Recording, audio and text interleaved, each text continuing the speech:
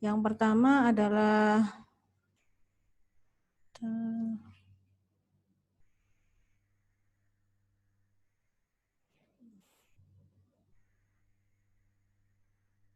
saya share screen ya.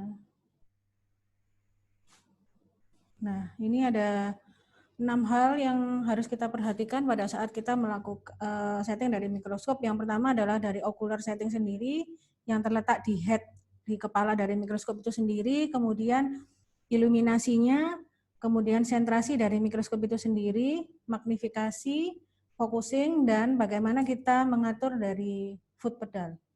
Mungkin itu Dr. Nurdin.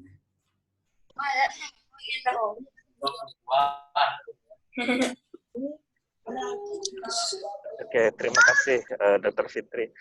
Memang materi mikroskop ini kan baru beberapa terakhir-terakhir ya, basic Veco workshop ini kita adakan. Sebelum-sebelumnya enggak ada, kita langsung saja ke pasien. Tapi ternyata di tengah jalan, handling mikroskop ini penting dan ternyata tidak banyak kita bisa dapat ilmu dari mana. Biasanya kita kan learning by doing. Kita coba, loh kok nggak enak ya, kenapa? Oh karena ini, oh karena itu. Mungkin Dr. Fitri bisa share nggak selama membimbing para follower ini, kira-kira apa sih kesalahan-kesalahan yang paling sering dilakukan, Dr. Fitri? Ya. Jadi berdasarkan pengalaman saya pribadi, biasanya untuk kita kurang aware dengan mikroskop yang kita kerjakan. Kita maunya duduk, sudah siap mikroskop, kita langsung operasi. Padahal sebelum kita melakukan operasi, sebaiknya mikroskop ini harus disiapkan. Karena kalau tidak, pada saat kita tengah-tengah operasi, ketika kita akan melakukan misalnya fokusnya kurang dan lain-lain, kita tidak bisa melakukan mengadjust pada saat duranta op, karena mungkin sentrasinya nggak bagus pada saat awal. Jadi sentrasinya sudah habis, ketika kita pada saat tengah-tengah operasi, kita tidak bisa memfokuskan dari apa yang akan kita lakukan. Terus kemudian yang kedua, seringkali kaki kiri operator ini kurang aktif. Kaki kiri kan biasanya untuk handling dari mikroskop ya. Nah, seringkali kita terpaku pada kaki kanan yang untuk pedal Veco saja, tetapi sebenarnya kaki kiri juga harus digunakan, karena untuk Veco itu kita kan bekerja dengan mesin ya, jadi ujung tip dan apapun instrumen yang masuk ke dalam mata sebaiknya kita fokuskan mikroskop kita ke tempat di mana kita akan bekerja. Jadi kemudian itu yang kedua seringkali nggak dipakai kaki kirinya. Kemudian yang ketiga seringkali ini pada saat duduk pertama kali, pada saat setting kursi kita terhadap pasien, itu seringkali kaki kiri ini kebentur dari tempat tidurnya, dan itu tidak disetting pada saat awal. Jadi ketika kita mau mengubah misalnya XY, kita butuh geser mikroskop kanan kiri, depan belakang, itu kita tidak bisa melakukan karena kaki kirinya kebentur dari bibir dari tempat tidurnya itu sendiri. Mungkin itu Dr. Nurdin. Ya, terima kasih Dr. Fitri. Kalau misalkan ada pertanyaan begini nih, saya mau beli mikroskop ini, Dr. Fitri, gitu. Kira-kira apa sih item-item yang harus saya tanyakan kepada vendor tanpa menyebut merek tentunya ya?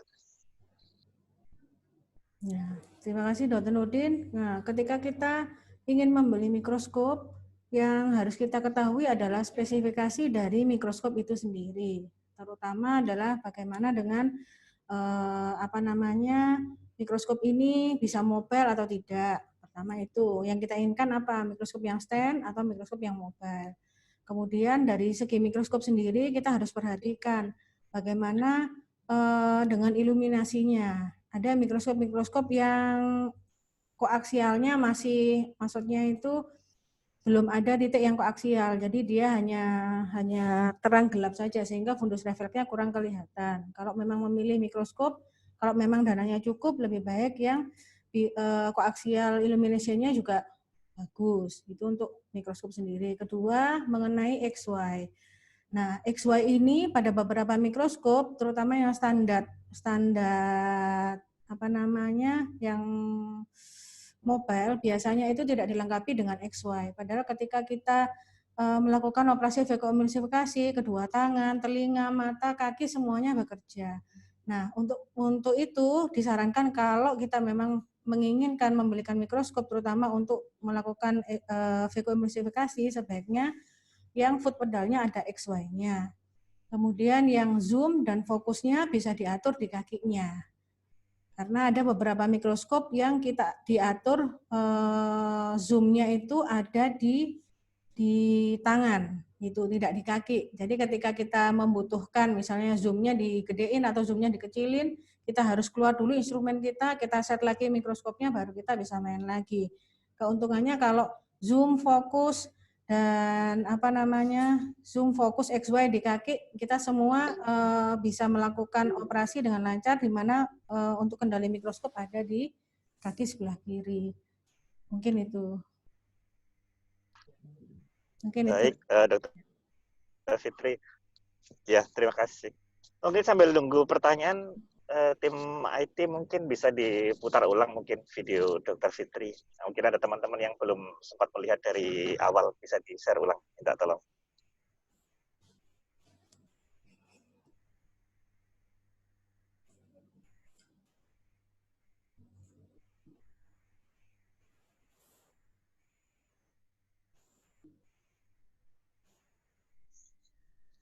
Ya, minta tolong tim IT, videonya Dokter Fitri yang sudah di-share diputar ulang dulu mungkin.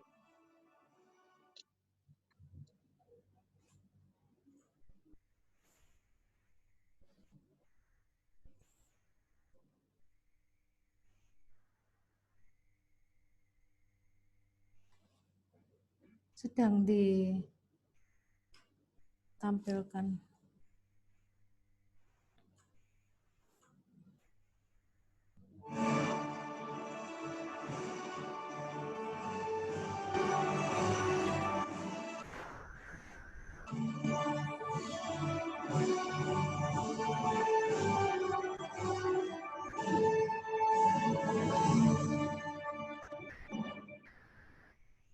Assalamualaikum warahmatullahi wabarakatuh.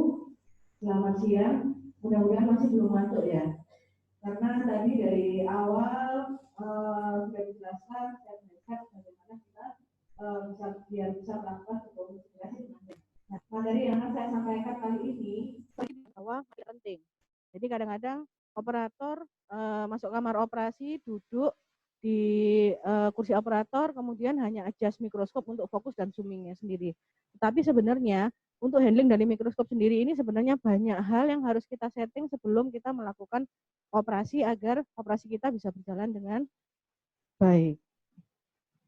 Nah, mungkin sebagai apa namanya, sebagai awalan, kira-kira kalau melihat kondisi setting mikroskop seperti ini, kira-kira ada yang bisa berkomentar nggak? Kira-kira sudah pas benar, PD-nya gimana dan lain-lain, atau diopternya gimana, atau ada kejanggalan dari gambar ini? Mungkin ada yang mau tunjuk tangan, kira-kira ada keanehan nggak dari gambar ini?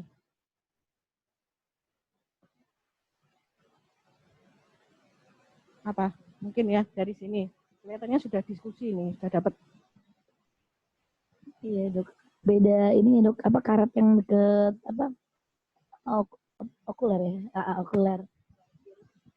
Kira-kira pada saat main kemarin-kemarin sempat pernah ngamatin ininya nggak?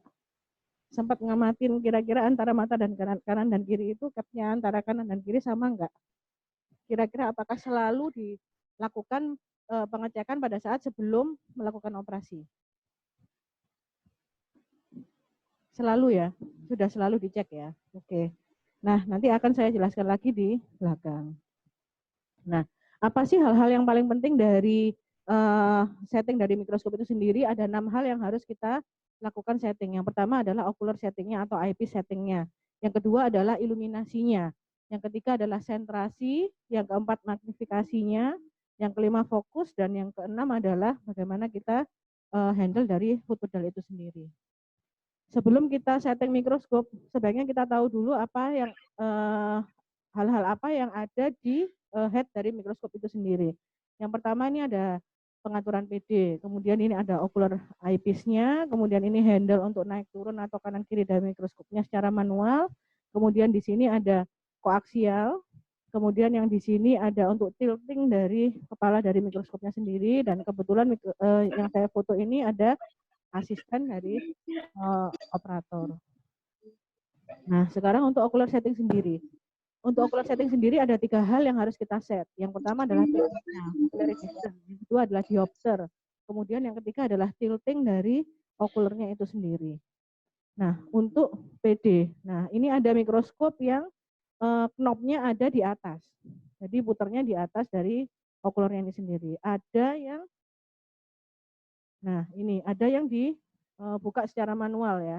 Jadi kanan dan kiri. Ada juga yang mikroskopnya ada di kanan kiri dari ocularnya ini sendiri. Nah, ini yang harus kita perhatikan pada saat sebelum kita melakukan. Yang kedua adalah mengenai diopter setting itu sendiri. Nah, masing-masing surgeon itu memiliki refractive error yang berbeda-beda. Pada beberapa kasus, misalnya kalau sudah bisa main sendiri, nggak ada teachernya, maksudnya tidak ada coachnya, kita boleh pakai atau kita bisa menggunakan setting sendiri-sendiri. Jadi mata kanan sendiri, mata kiri sendiri dengan range biasanya pada mikroskop itu kurang lebih plus minus 5 dioptri. Dan bisa disetting seperti pada gambar ini. Nah, ini kita bisa disetting pada titik set at 0. Kalau kita misalnya tidak memiliki refractive error atau kalau kita menggunakan kacamata. Tapi kalau misalnya kita nggak mau, karena ada beberapa surgeon yang merasa tidak nyaman. Karena ada vertex distance-nya itu, dia merasa tidak nyaman pakai kacamata, akhirnya dia harus lepas kacamatanya, otomatis harus disetting satu-satu masing-masing ocular piece-nya. Nah, ini tadi ya, ini yang bahas yang tadi itu. Nah, ini kalau misalnya jaraknya jauh, seperti ini, kadang-kadang masih kelihatan. Tetapi seringkali sempat tadi saya tanya ke beberapa orang, kadang-kadang mereka nggak tahu, loh kenapa itu kok bisa jadi seperti itu ya, gitu. Kadang-kadang pada saat memutar PD, ini ikut keputar. Gitu. Jadi pastikan dulu, kadang-kadang kan mikroskop itu posisi okulernya agak di atas kita. Kalau saya seringkali pada saat sebelum duduk, saya berdiri dulu, kita lihat di di ocular piece-nya ini, apakah sudah rata. Kalau sudah rata, misalnya mau dipasang ininya panjang, boleh. Tetapi ini kekurangannya adalah visual field-nya akan menyempit lapang pandangnya, karena dia kan jarak antara mata dengan ocular piece yang aslinya dia akan panjang. Ini bisa ditekuk, jadi seperti ini.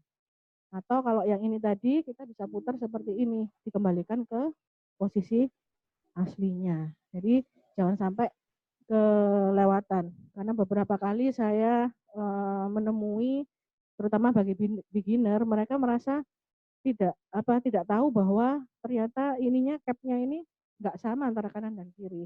Dan kebetulan saya matanya selalu sensitif, jadi ketika ada sedikit yang nggak enak, pasti akan saya cari-cari sesuatu, ada apa yang nggak beres dari sini. Kalau yang nggak sensitif biasanya nggak merasa apa-apa.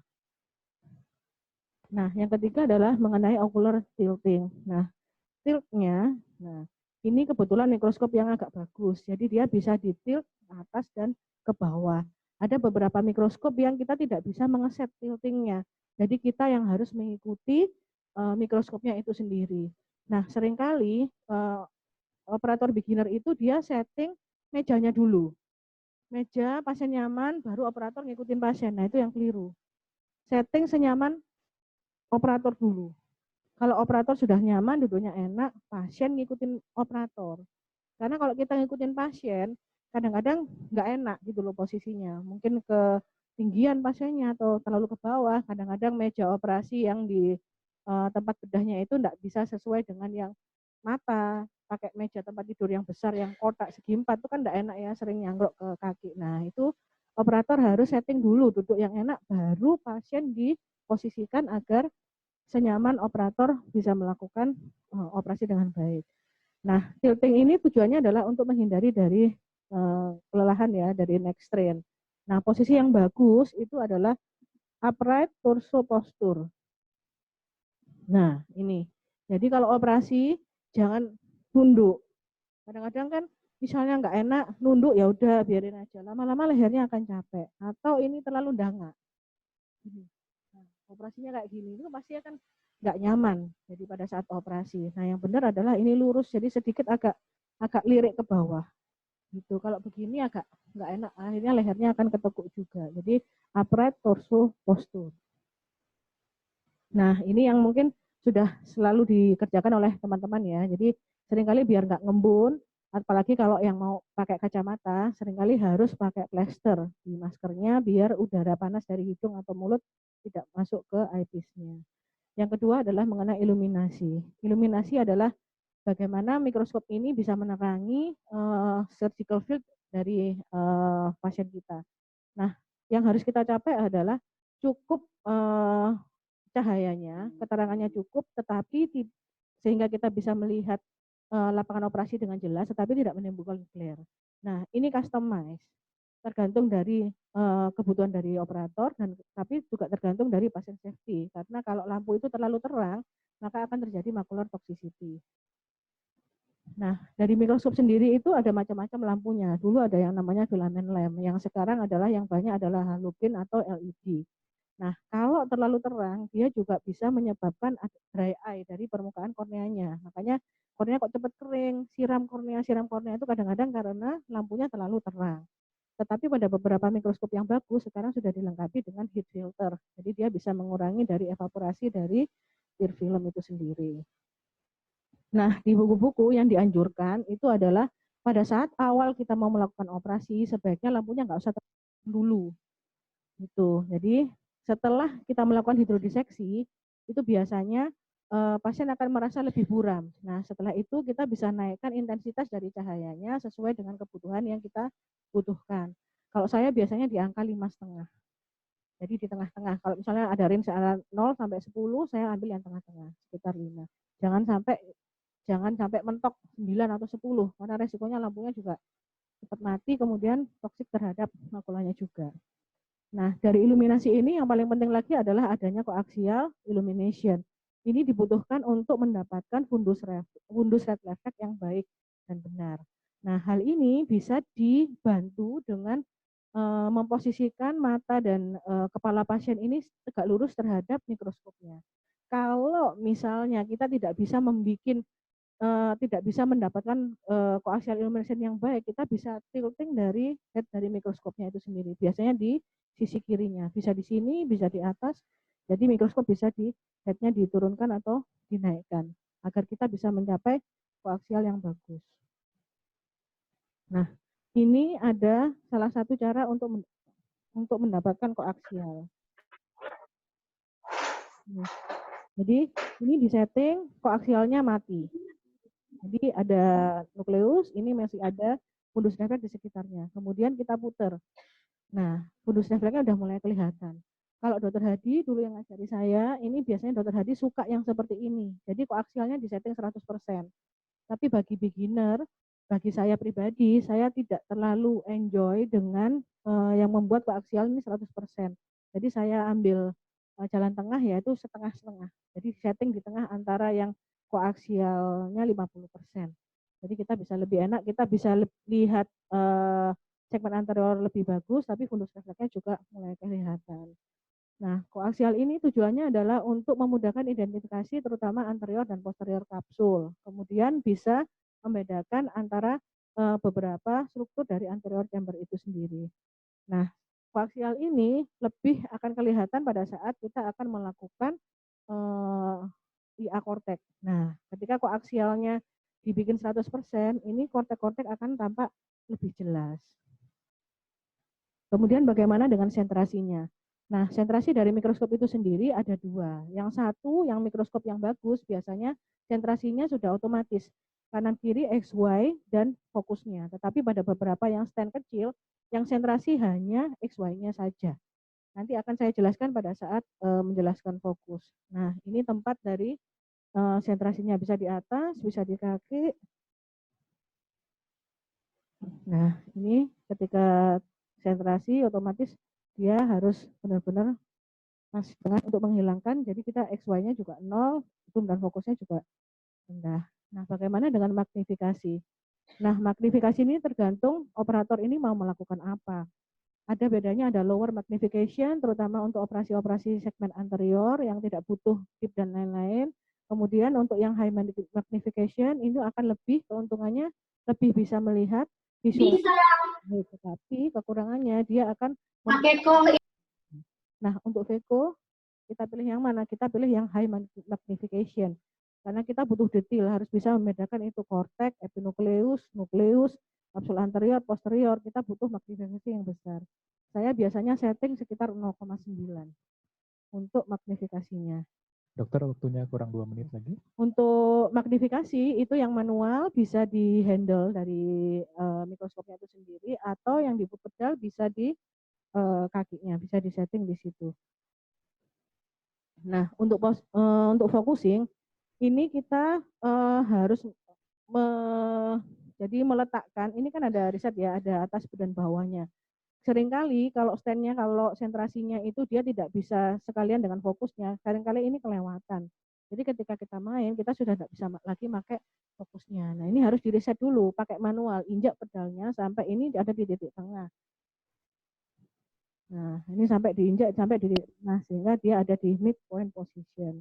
Yes, bagi yang mengajar di UNER. melakukan training ya, training itu, seringkali dia akan menjadi masalah bagi training. Kadang-kadang kita sebagai coach merasa bahwa itu kok nggak fokus, padahal training itu merasa sudah fokus.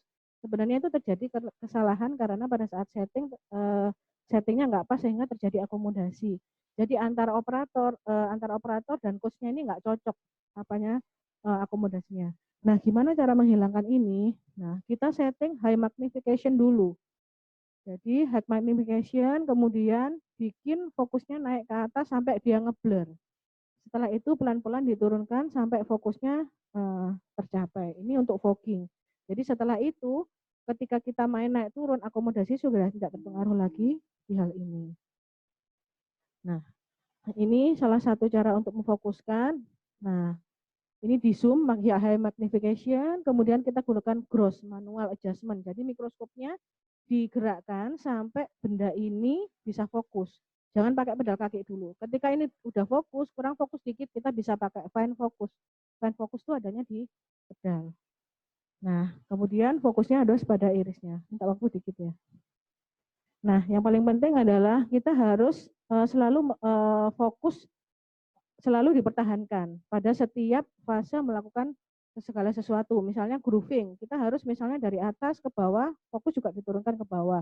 Kemudian VECO tip harus selalu ada fokusnya. Nah, ini mengenai foot pedal. Kalau foot pedal, di foot pedal ini ada tombol-tombolnya. Ini ada brightness, ini plus minus, ini on off. Kemudian ini ada sentrasi, kemudian ada zoom, ada fokus. Ada juga yang ada zoom, ada fokus. Nah, yang paling penting adalah pada saat masang foot pedal, kakinya ini harus datar, tidak boleh jinjit. Karena ketika begini, ketika kita tengah-tengah main operasi, kita akan kebingungan mana zoomnya, mana fokusnya, kita jadi lari-lari. Jadi setting ini bisa lebih lama daripada operasinya. Nah, ini yang seringkali terjadi pada VECO beginner. Nah, ini tadi seperti yang saya bilang ya, ini ada yang fokusnya di atas sini, magnifikasi bawah. Kalau yang ini zoomnya atas bawah, fokusnya juga atas bawah. Nah, yang paling penting lagi bahwa setting dari meja operator tadi harus sesuai dengan pedal kaki kita. Jangan kita ngikutin pasiennya, tapi pasien yang ngikutin kita, sehingga kita bisa menggerakkan kaki kita dengan baik pada saat operasi. Nah, sebagai pesan terakhir, ini selalu setup dari ocular settingnya selalu sebelum operasi. Kemudian center mikroskopnya, adjust eyepiece-nya, kemudian gunakan iluminasi yang tepat sesuai dengan tujuan operasinya. Kemudian setting dari coaxial illumination sesuai dengan kenyamanan dari operator itu sendiri. Gunakan high magnification, tetap fokus pada setiap step of action. Yang terakhir adalah penggunaan foot pedal yang tepat akan mempermudah atau mempercepat pekerjaan kita pada saat melakukan operasi. Terima kasih. Oke, terima kasih Dr. Fitri. Ya tadi di akhir itu ada teknik bagaimana kita tetap fokus ya. Kita zoom dulu maksimal, terus kemudian kita adjust dulu pakai tangan, terus kemudian kita fokuskan pelan-pelan dengan menggunakan pedal di kaki. Baik, ini ada pertanyaan nih dari audiens. Yang pertama, apakah ada perbedaan mikroskop untuk operasi segmen anterior dan segmen posterior, Dr. Fitri? Silakan. Pada prinsipnya mikroskop yang untuk posterior koaksialnya memang harus bagus. Sedangkan untuk yang segmen anterior, walaupun koaksialnya masih tidak ada settingan khusus dari mikroskop yang dipakai, yang artinya mikroskop standar masih bisa dipakai untuk melakukan operasi pada segmen anterior. Tetapi lebih baik lagi jika ada settingan koaksial di mikroskop tersebut. Mungkin itu. Ya, oke. Terima kasih. Pertanyaan yang lain lagi dari Dr. Sri ini. Tombol-tombol di foot pedal biasanya bisa disetting sesuai dengan keinginan operator. Nah, adakah rekomendasi pengaturan foot pedal yang paling ergonomis? Misalnya yang kiri itu apa zoom, apa ini, yang depan apa, yang belakang apa gitu. Dr. Fitri, silakan. Ya, terima kasih Dr. Nurdin.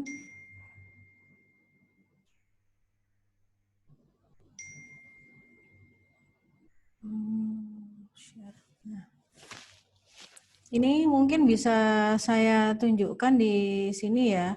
Jadi masing-masing mikroskop sebenarnya sudah mengatur sendiri. Biasanya kalau Leica yang saya tahu dia untuk zoom atau fokus itu kanan kiri. Sedangkan untuk Zeiss itu atas bawah ya. Jadi seperti pada gambar di atas ini, untuk yang sisi yang kiri itu untuk zoom, sisi yang kanan untuk fokus. Menurut saya ini yang paling ergonomis. Karena apa? Karena untuk sisi fokus ini yang lebih dekat dengan meja operator, sedangkan zoom itu lebih jauh posisinya dibandingkan dengan yang fokus. Nah, karena kaki saya pendek, saya letakkan kaki saya itu di pedal fokusnya. Jadi ketika kita ingin adjust dari fokus, kita tidak kesulitan. Sedangkan jika zoomnya ditaruh di dekat meja operator, kita akan kesulitan untuk melakukan adjust dari fokusnya, karena yang lebih dekat dengan kita adalah zoomnya. Mungkin itu. Kemudian kalau yang kakinya besar mungkin bisa di tengah, jadi di tengah-tengah dari pedal, jadi XY-nya nyampe, kanan kiri dari zoom dan fokusnya juga nyampe. Menurut saya seperti itu. Kalau untuk fokus, kira-kira enak mana, Dr. Fitri? Depan sama belakang itu mana yang, atau zoom in sama zoom out itu enak yang mana? Enak yang depan apa enak yang belakang yang settingnya? Karena biasanya kan ada yang bisa si setting balik-balik seperti itu. Ya, kalau bagi saya sih tidak ada masalah sih mana yang di depan, mana yang di belakang. Yang jelas dia pada satu area. Jadi kita tidak memindahkan tumit kita. Kalau kita kanan kiri, kadang-kadang untuk ke kiri ini kalau kita tidak pas di tengah, kita harus menggeser kaki kita. Nah, itu kadang-kadang menyulitkan bagi beginner. Itu. Sedangkan untuk yang depan belakang kalau saya pribadi sih tidak terlalu banyak berpengaruh. Cuman kita memang harus menghafalkan. Jadi kita harus terbiasa dengan pedal kita. Ketika kita mau zoom in, kira-kira pedal mana yang harus diinjak, yang depan atau yang belakang. Jadi pada saat kita sudah main, kita tidak bingung. Misalnya kita butuh fokusnya kurang zoom in gitu, yang kita pencet zoom out. Nah itu nanti akan mengganggu pada saat operasi juga. Jadi kita harus latihan adaptasi dengan pedal kita. Baik, Dr. Fitri. Tadi ada yang zoom maksimal berapa, Dr. Fitri tadi di presentasinya? Zoom 90. Hah? Oh enggak, kalau saya biasanya untuk melakukan operasi vakoemulsifikasi saya menggunakan pembesaran 0,9. Jadi pada beberapa mikroskop dia ada tulisannya. Jadi ada yang 0,1, 2, 3 dan sekian, ada sampai 1,2 kalau nggak salah. Nah, saya rata-rata pakai yang 0,9. Jadi full screen di mikroskopnya itu kelihatan benar-benar di korneanya itu ada di tepi dari lingkaran apa namanya objeknya di mikroskop itu. Jadi jangan terlalu kecil, karena kalau terlalu kecil kita tidak bisa melihat detail dari segmen anteriornya itu sendiri. Mungkin itu Dr. Nurdin. Iya, perbesaran segitu itu dari awal atau ada tahap-tahap tertentu yang kita zoom segitu, Dr. Fitri, 0,9 itu. Apakah semua tahap dari awal ketika kita menembus bilik mata depan, ataukah tahap-tahap tertentu kita baru menaikkan zoom-nya? Sebaiknya sejak awal, kecuali kita mau melakukan misalnya belum berani pakai anestesi topikal, mungkin zoom-nya bisa dikecilin, kita bisa menggunakan anestesi lokal yang pakai subkonjuntiva, mungkin zoom-nya bisa dikecilin, tetapi ketika kita sudah start main vakoemulsifikasi, zoom-nya harus besar. Itu paling enggak 0,8, 0,9 itu cukup untuk kita melakukan operasi intraokuler. Itu Dr. Nurdin. Oke, 0,9 kalau yang angkanya yang itu ya. Tapi kalau yang cuman manual itu ya 1 itu ya, Dr. Fitri ya? Ya, 1. Kalau lebih dari itu kira-kira dipergunakan untuk apa ya, Dok? Walaupun mungkin Dr. Fitri nggak pernah menggunakan. Yang lebih besar kan ada 1, ada 2, itu saya juga pernah lihat itu.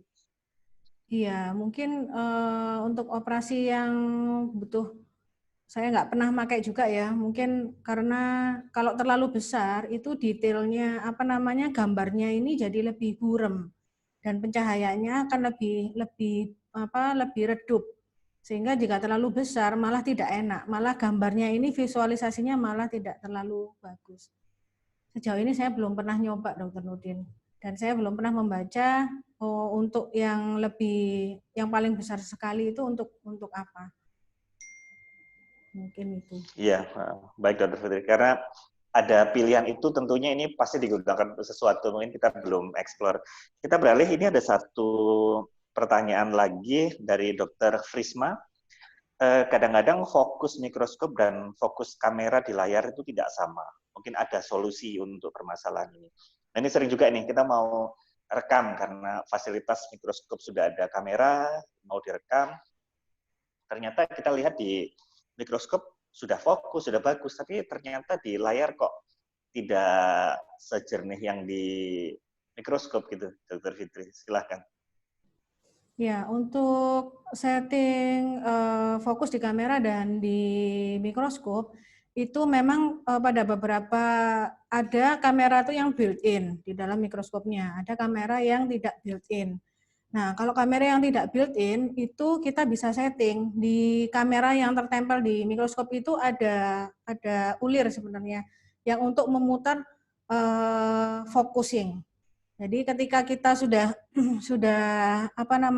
setting mikroskop, di okuler dari mikroskop itu sudah jelas fokusnya, kemudian kita ganti ke kamera yang di layar atau di TV. Nah, kemudian kita samakan fokusnya.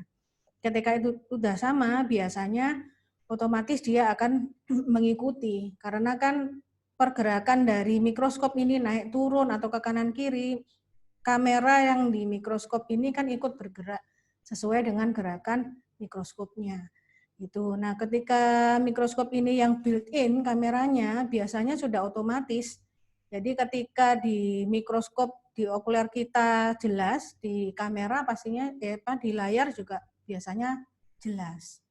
Itu. Kita bisa mensiasati biasanya di zoom kecil dulu. Di zoom kecil dulu untuk setting kameranya, kita zoom kecil, kemudian kita fokuskan. Nah, setelah itu baru kita zoom besar untuk setting kameranya. Beda dengan setting pada saat setting mikroskopnya tadi untuk mengurangi akomodasi. Mungkin itu, Dr. Nurdin. Ya, mungkin kalau ada slide, tombol yang mana ya yang diputar tadi? Kalau ada slide bisa ditunjukkan biar kita lebih jelas untuk fokus itu. Ya. Stop share dulu.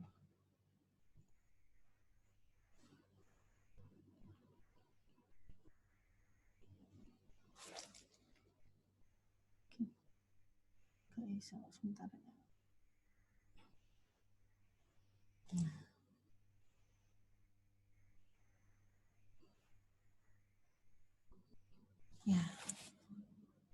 yuk share.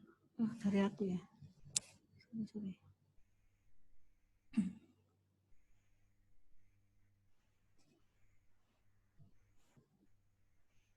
Nah, ini tombol markernya gimana?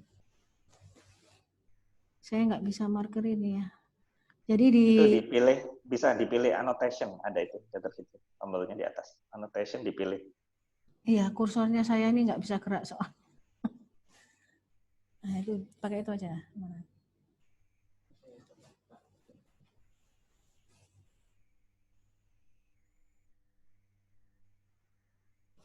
Belum bisa gerak kursornya.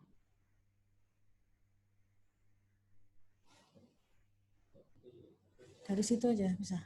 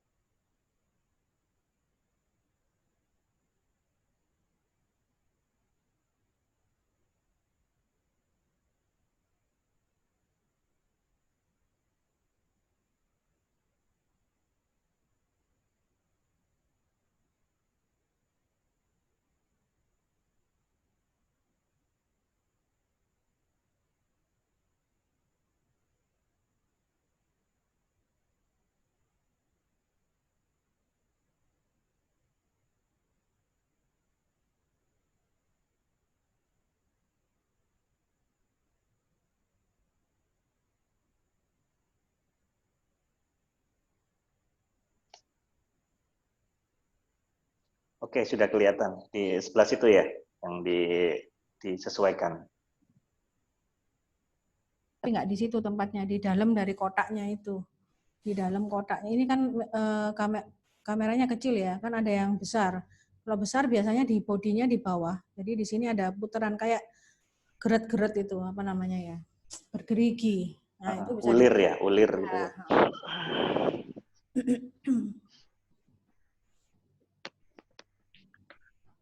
Baik, saya juga punya pengalaman fokus yang biasanya kan kita di mikroskop itu lebih terang, ternyata di TV-nya blur. Tapi saya pernah juga yang di TV-nya itu lebih terang daripada di ininya, di mikroskopnya, gitu. Dokter Fitri bisa share nggak?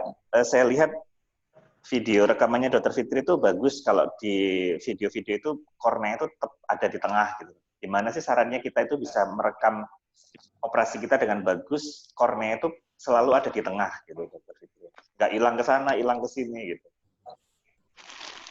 Ya, pada prinsipnya sih memang butuh latihan ya. Kan kadang-kadang ketika kita melakukan operasi, kita udah fokus dengan teknik operasinya, tetapi kita kehilangan dari bayangan mikroskopnya untuk di kamera. Nah, caranya kita bikin bahwa titik ada titik ya di mikroskop itu. Kalau di mikroskop lumera yang saya pakai ini titiknya ada 3. Ada lagi mikroskop yang titiknya hanya 2. Nah, usahakan titik itu selalu berada di tengah dari korneanya. Itu harapannya ketika begitu otomatis dia tepat di center dari mikroskop itu sendiri. Itu. Tapi kadang-kadang karena kesulitan, misalnya kesulitan cracking, kita mendorong bola mata dan lain-lain, akhirnya kita kehilangan visualisasi. Nah, itu sebaiknya kita kembalikan lagi. Kita harus sadar bahwa ketika kita melakukan sesuatu, kita harus melakukan semuanya di center, di tengah. Itu. Saya nggak punya gambarnya sih.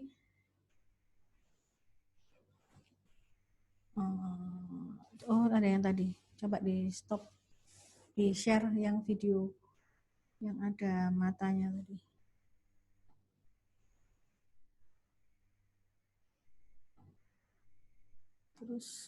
Terus belakang lagi, terus lagi, terus ke belakang lagi.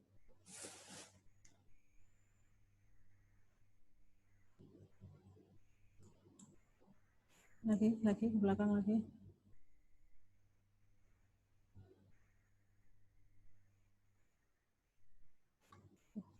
Kelihatan.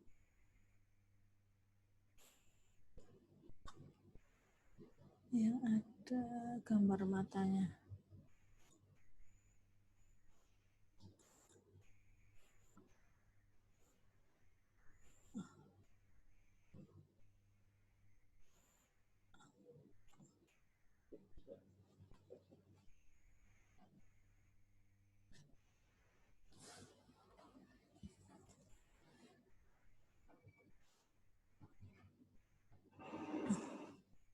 Nah, itu kelihatan bahwa ada titik di gambar kiri atas tuh ada titik 3 ya di mikroskop saya. Nah, itu sebaiknya sih selalu berada di tengah. Itu menandakan bahwa dia memang senternya ada di situ. Mungkin itu Dr. Nurdin. Ya, jadi kita jaga selalu di situ gitu ya. Kalau geser berarti Ya. kita sesuaikan lagi gitu ya. Ya, kita Ya. lihat dari ya. Tadi pertanyaan Dr. Trisma itu mungkin nggak begini, Dr. Fitri. Jadi tidak fokus karena ternyata misalkan kita biasa pakai kacamata, terus kemudian kacamatanya dilepas, tapi kita belum merubah eyepiece-nya itu, bisa nggak itu juga merupakan salah satu faktor tidak samanya fokus di mikroskop dan di kamera, di layar? Kalau sepengetahuan saya sih nggak bisa seperti itu. Karena apa? Karena pada saat kita sudah setting awal bahwa antara kamera untuk dimonitor dengan yang di mikroskop sama, ke belakang kemungkinan akan sama terus, kecuali mungkin kameranya goyang, muter-muter. Itu mungkin masih bisa dia memutar fokus yang di kameranya, walaupun itu resikonya kecil sekali. Kalau lepas kacamata seperti yang dicontohkan Dr. Nurdin tadi, kemungkinan dia blur juga pada saat kita melakukan kita melihat di mikroskop, otomatis tidak seterang pada saat ketika memakai kacamata. Kalau memang tidak bisa di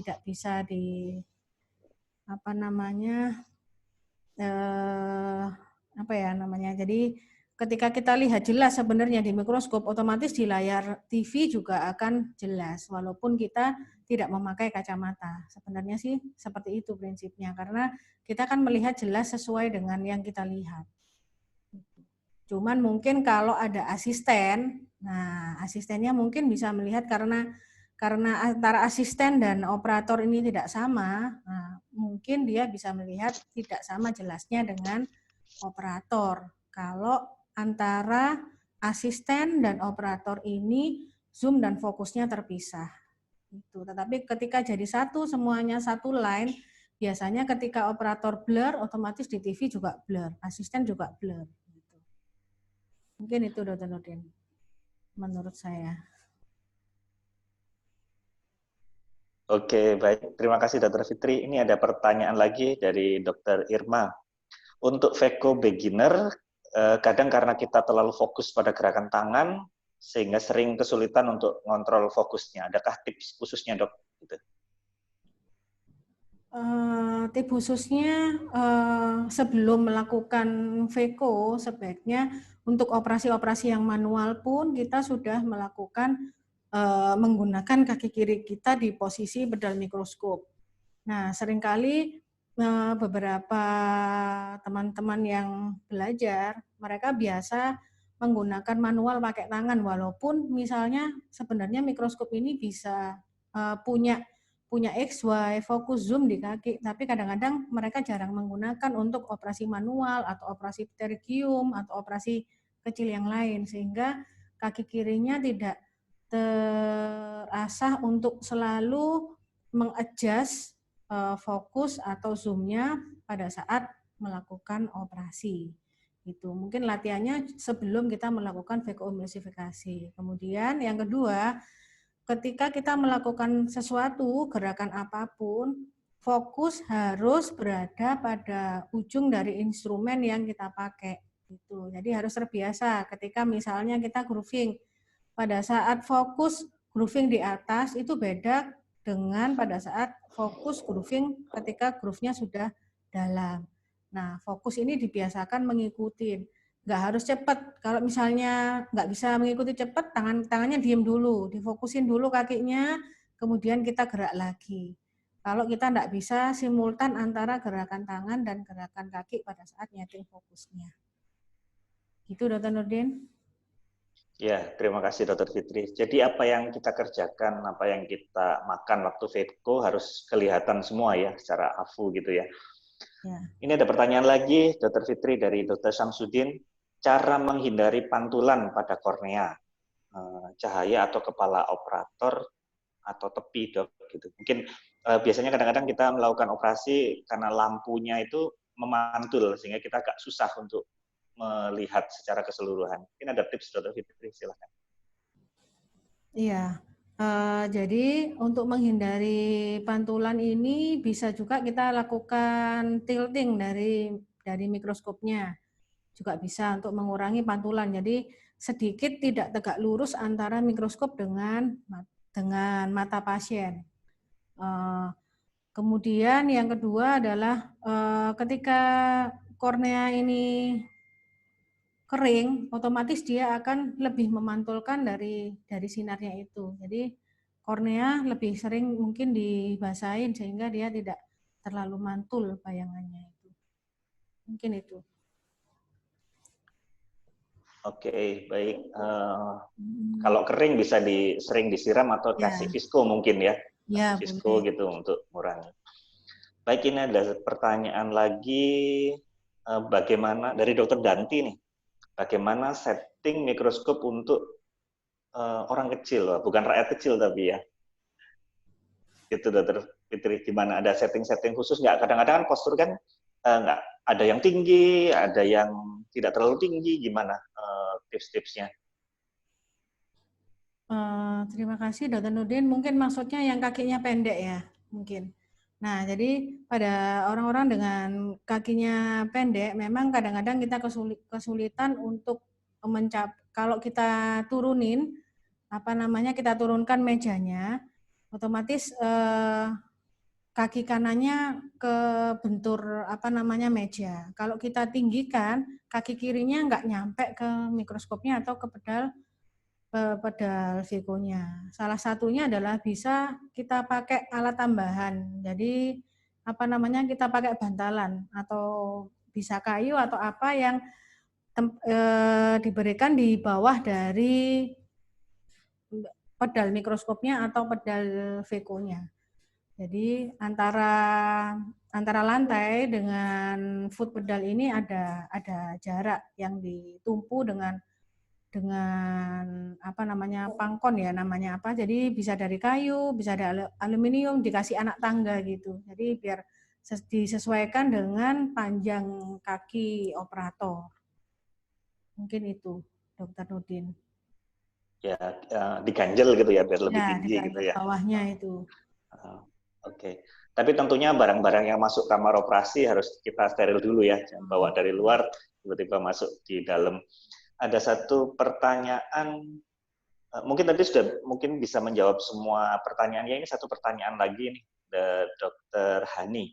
Mungkin pertanyaan terakhir siang ini, bila lensa mikroskop berembun, sebaiknya membersihkan dengan apa yang benar?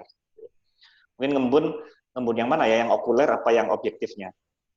Silakan Dr. Fitri, ada pengalaman. Ya, terima kasih Dr. Nurdin. Jadi lensa dari mikroskop ini kalau misalnya sebelum kita pakai mengembun itu biasanya karena ruangannya terlalu dingin. Gitu. Jadi kalau terlalu dingin mungkin kita bisa panaskan sedikit suhunya dari AC-nya untuk menghilangkan dari embunnya itu sendiri. Dan kalau misalnya karena eyepiece-nya itu biasanya karena ada ada udara dari hidung atau dari mulut yang keluar lewat masker. Jadi sebaiknya kalau mau operasi, jadi bagian atas dari maskernya ini diplester sehingga untuk mengurangi udara dari hidung atau mulut yang akan keluar menuju ke eyepiece-nya. Nah, kalau mengembun kita bisa bersihkan pakai pembersih lensa biasa. Itu kita pinggirkan dulu mikroskopnya, jangan dibersihkan di atas mata pasien ya. Jadi diminggirkan dulu. Kemudian kita pakai kain pembersih kacamata itu, kita bisa semprotkan cairan pembersih kacamata, kemudian kita bisa bersihkan embunnya itu. Tetapi menekannya jangan terlalu keras ya, karena bisa menghilangkan coatingnya nanti, merusak coatingnya. Mungkin itu Dr. Nurdin. Oke, baik. Terima kasih Dr. Fitri. Ini ada satu pertanyaan lagi nih dari Dr. Andreas ya. Di era COVID ini bagaimana sterilisasi dan awareness terhadap mikroskop bila kita terpaksa operasi emergensi, Dr. Fitri? Silahkan. Ya, ketika kita melakukan operasi emergensi pada era COVID, pada prinsipnya semua instrumen atau alat-alat yang kita pakai pada saat operasi harus kita bersihkan pakai desinfektan. Itu pada prinsipnya seperti itu. Sama dengan pada saat tidak di luar kamar operasi, di poliklinik pun juga harus dibersihkan dengan desinfektan. Itu. Dan sterilitas yang lain sih hampir sama dengan operasi biasa ya, hanya untuk menghindari menghindari kontak dengan mata pasien. Misalnya mikroskop ini kan jaraknya dekat sekali ya dengan mata pasien, mungkin mikroskopnya bisa dibersihkan juga dengan desinfektan. Mungkin itu. Kalau sterilitas alat yang lain sama dengan yang operasi biasa. Gitu. Dan sebaiknya ketika masuk ke kamar operasi, pasien juga menggunakan masker medis. Gitu. Berikut dokternya, dan sebaiknya juga dokternya menggunakan N95 sehingga mengurangi resiko kontak antara pasien dengan dokternya karena jarak kerja kita kurang dari 1 meter. Mungkin itu. Baik, Dr. Fitri, kayaknya waktunya sudah habis ini. Sebelum saya tutup, ada yang disampaikan kan, Dr. Fitri? Terima kasih kepada teman-teman sejawat sekalian yang telah mengikuti sesi course ini. Nah, yang take home message-nya ya ketika pada saat kita akan melakukan operasi, perhatikan dulu apakah mikroskop sudah siap untuk di-set sesuai dengan yang dibutuhkan. Jadi jangan malas ya untuk set mikroskop pertama kali pada saat kita melakukan operasi. Yang kedua, take home message coba non. Yang kedua mengenai sentrasi. Kita harus sentrasikan mikroskop itu sebelum kita melakukan operasi. Kemudian kita fokus secara gross dulu, jadi kita gerakkan body dari mikroskop itu, head dari mikroskop sampai kita mencapai fokus, sedangkan pada saat untuk fine focus dipakai pada saat kita melakukan operasi Duranta op ya, tengah-tengah kita melakukan operasi. Terakhir, slide terakhir. Nah, kemudian yang ketiga adalah mengenai iluminasi. Pada pasien-pasien yang katarak imatur biasanya dia lebih cenderung lebih silau. Ketika kita belum melakukan hidrodiseksi, untuk prosedur itu sebaiknya iluminasinya diperkecil dulu. Ketika sudah dilakukan hidrodiseksi, kita bisa men-setting iluminasi itu seberapa tinggi sesuai dengan kebutuhan. Yang keempat, kita setting dari koaksial iluminasinya sehingga kita bisa melihat fundus refleksnya dengan baik. Kemudian gunakan high magnification, kira-kira 0,8 sampai 0,9 kalau kita ingin melakukan operasi intraokuler. Kemudian kita harus tetap fokus pada setiap step kita bekerja pada saat melakukan operasi intraokuler.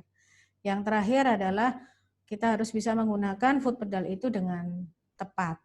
Mungkin itu Dr. Nurdin. Baik, terima kasih Dr. Fitri. Ya, semoga apa yang kita share siang hari ini berguna untuk teman-teman sejawat sekalian. Terima kasih teman sejawat sudah mengikuti KMU Edu Online Course. Jangan lupa nanti malam ada lagi ya. Nanti malam kita gantian. Ya, saya presentasi Dr. Fitri yang menjawab pertanyaan. Gitu. Baik, terima kasih semuanya. Selamat siang dan assalamualaikum warahmatullahi wabarakatuh. Waalaikumsalam warahmatullahi wabarakatuh. Waalaikumsalam.